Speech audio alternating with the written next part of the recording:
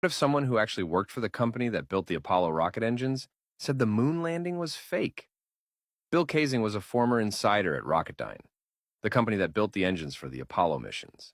From 1956 to 1963, he worked as head of technical publications. This means he was responsible for writing and editing reports, manuals, and technical documents about Rocketdyne's engines and projects. But years later, he dropped a bombshell. He believed the moon landings were fake.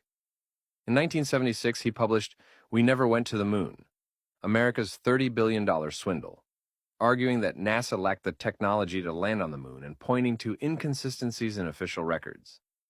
His claims became the foundation for one of the most famous moon landing hoax theories ever.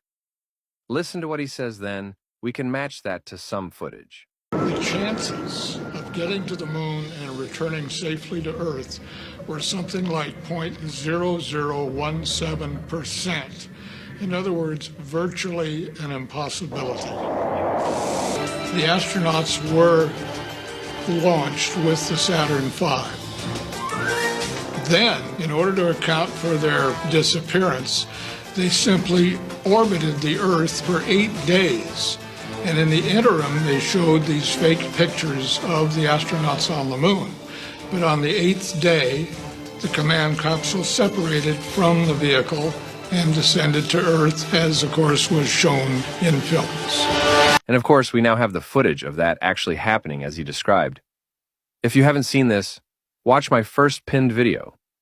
But it clearly shows the astronauts faking the view from Earth in low orbit, and it's date and time stamped. They should have been halfway to the moon at this point. So, he was right after all.